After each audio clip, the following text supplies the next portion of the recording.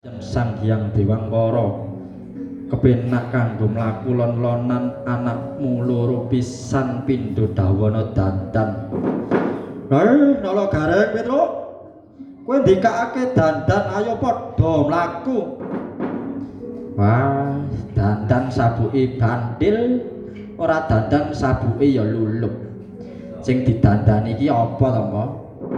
Wis to, Rek. Aja kok sulane kiai niki angger muni mesti ngenyek. Wis wong padha gebacut, wis padha ora genah.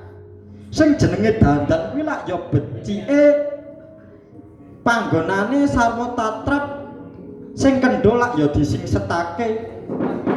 Wis Kakang ayo padha mangkat aja kalayatan.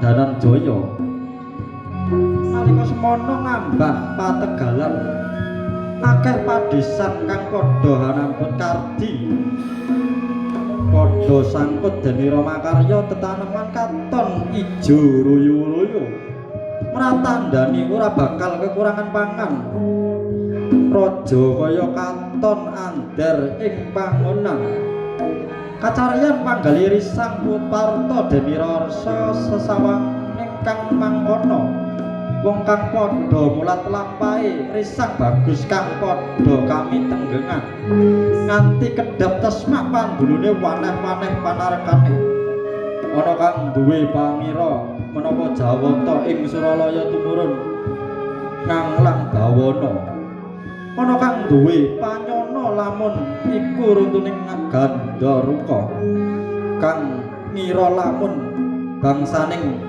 prayangan laju lampahe sang Abagus wis prapta ingkang karang pradesan kagiat wong padesan Denira andulu marang Sang Harjuna rame swarane janma ana kang ngetutke separan-paran ana kang ngijen sangka pepager ana kang celuk-celuk marang kancane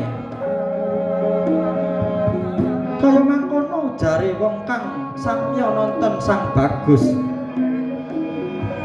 Kok ana wong bagus iku ya cedhakan oleh seger sunyah ning awak ini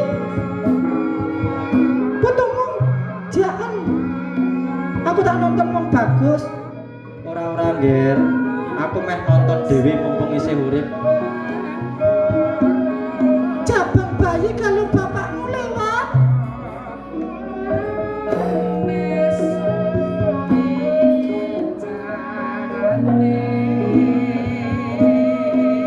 Wong semene mbani kok ora enek sing ngampirke. Kyai. Apa, Nduk? Kula aturi pinarak rumiyin. Apa?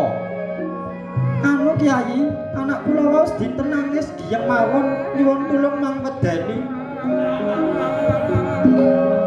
Jandra Toto. Kon mampir kok. Kon medeni wong nangis.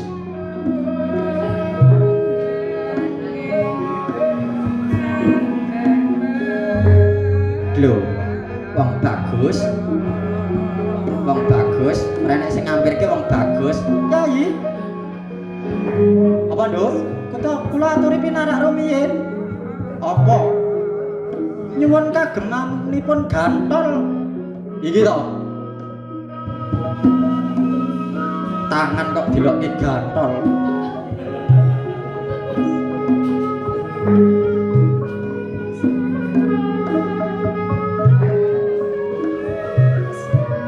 Yen ora diampirke ora tak gawe ati. Iki gemahe neh. Desa mendi kok ramene ora kira-kira. Ren. Benten ana aku, Ren.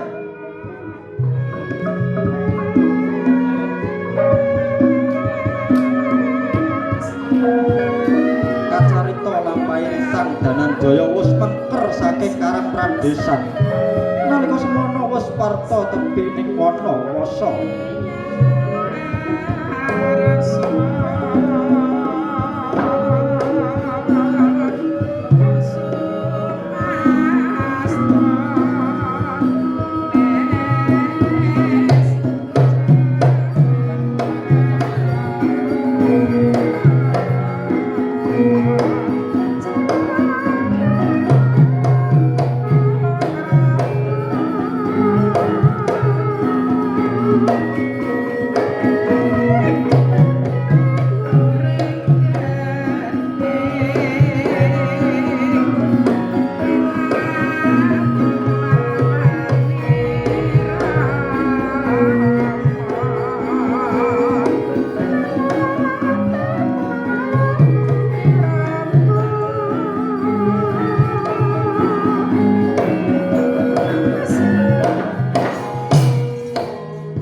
Wawuta lampahe Sang Dananjaya wis ngambang griting Ancala.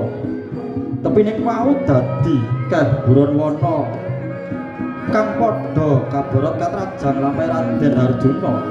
Wis tan oleh prangga bayoning hawan ana sak jujur tepining wana. Dasar alas gung liwang-liwung reket sikup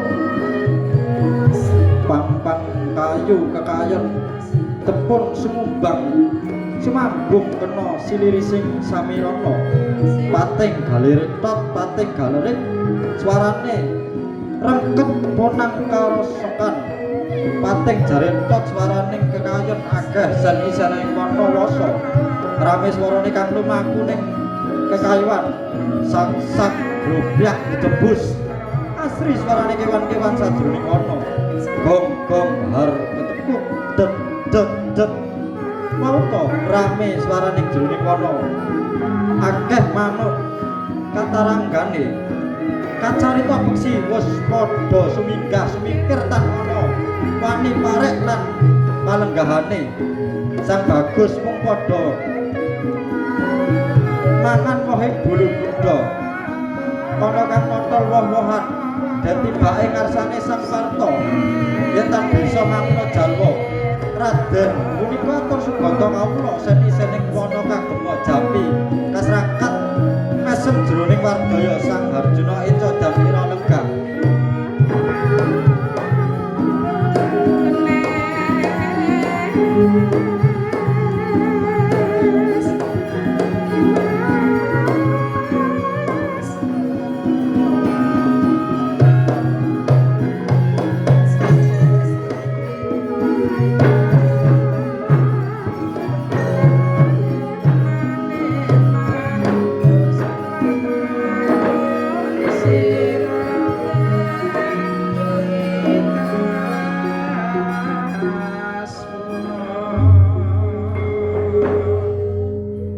Kakang Semar iki alas ngendi Kakang? Wis, kula ora dikesupen Ndara. Kula aturi dangu Nala Garing niku sing ngilingan mboten tau bingung. Nala Garing iki alas ngendi Nala Garing? Wah, yen dangu kula nggih ana mriki. Walah reng. Sing didangokke iki ora papan pernahe ning jenenge ngono. Lah yen jenenge sapa sing ngerti? Alas ki anake sapa? Laire gek kapan sing jenengke sapa lah aku ya ora ngerti. Wis dudu anak wong tenan. Ndara niki wana pangalapan. Katelah wana Tribaya. Radi ngatos-atos Ndara. Iya Kakang sira aja adoh tak wangen sak rubaing langgeyan. Yen ana bebaya aku bisa ngayon. Nggih Ndara. Bumi konjang-kanjeng langit kelap-kelap katon ler kencanging alis risang aweh kandrum kabarang katulung ukir moyak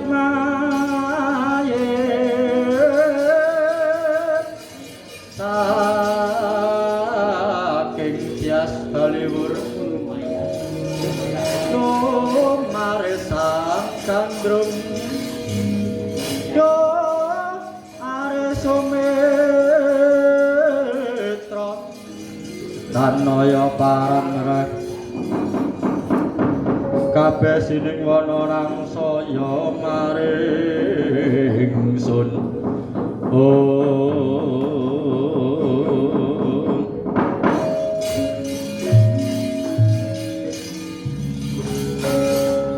Wau to laju lampahe Sang Abagus ngambah wana Tribaya. Mongko alase gawat dalane rumpil parang curi jurang bambing. Para buron wana katrajang Sang Abagus kabaras sapamanira upamu bisa manguna jalma. He kanca ayo padha mire kae dudu wong ala satraing kusuma rembesing madu tendhake andana warih yen aja nyedak yen kepidak wayanganmu lebur tumpur tanpa dadi pang kayon padha pating jartot angin midhet nisisi sagung jroning wana kapapak lampahe Sang Parto dumunung saking Candramanik. Wong bagus, aja kaget wong bagus.